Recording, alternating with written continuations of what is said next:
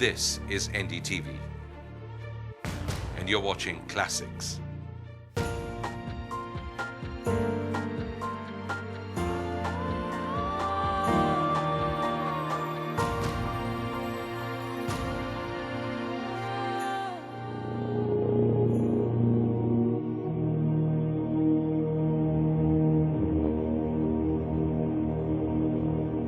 Okay, we all know that the 9 to 5 day is over, totally gone.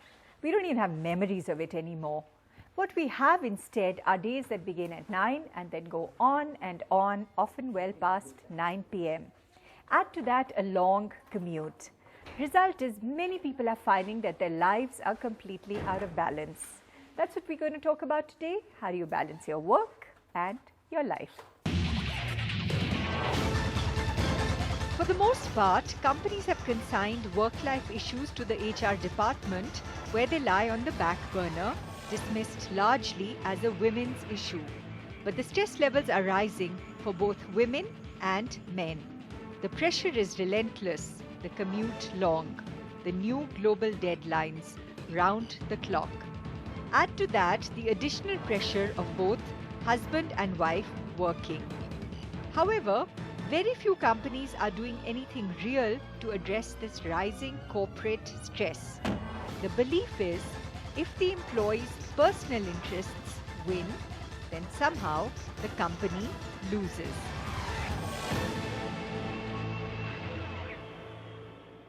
This is what people are saying. There's no time for anything else. Work has spilled into everything. There's no time for family, no time for friends, no time for hobbies, and absolutely no time for oneself. Do companies even care? Dr. Tripti Desai has been a researcher with IIM Ahmedabad. Her area of research has been organizational stress. She's been doing a lot of work in work-life conflict issues. She currently teaches organizational behavior at IILM Delhi.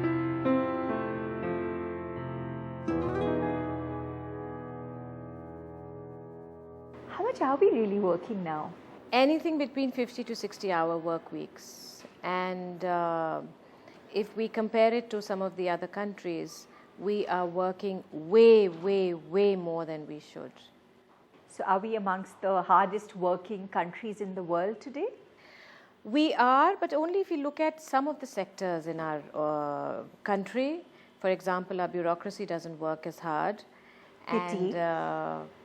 But some of the sectors are working much harder than a lot of the other countries. Which ones have you found are the ones that are under exceptional stress? IT and the ITES industries, definitely. Not only because of long working hours, but it's still new. So people are coming up with newer and newer things.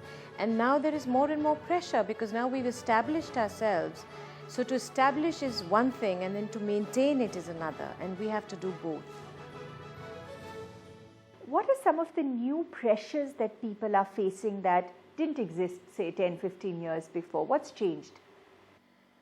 Well, in the urban areas, definitely dual career couples, where husband and wife both work. So that puts an additional stress. More money, but more stress. More money, more stress.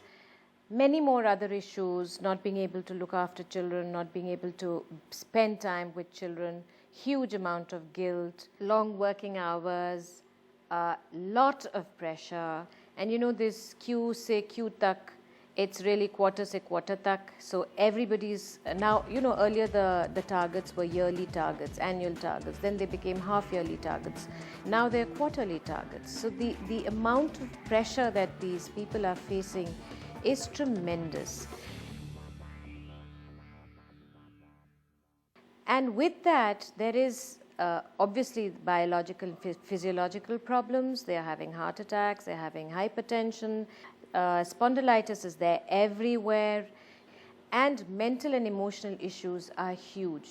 Depression, of course, has become rampant, and the sad part is, which may or may not be even related to this, is some of the young students that is in school and college are going through depression.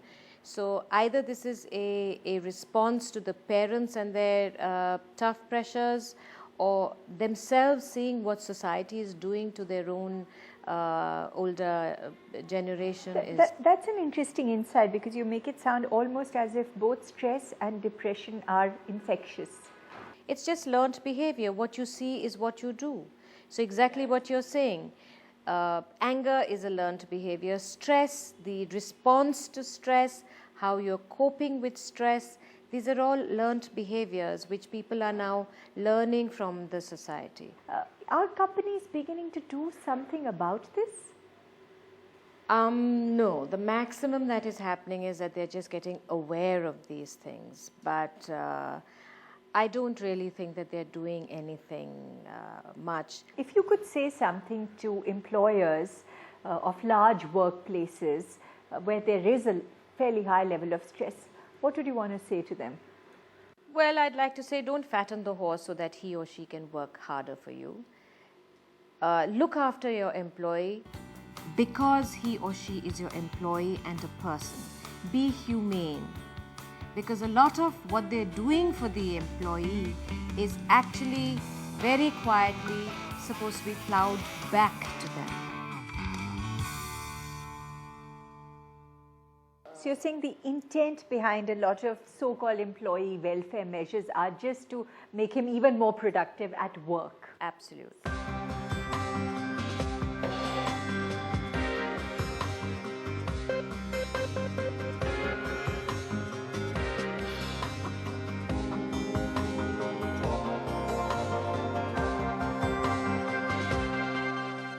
How are people coping? Who's worst hit? I've met many people who say they love their jobs, but they'll have to quit because they cannot take the stress anymore. After the break, we'll see how many men may actually have it worse than women.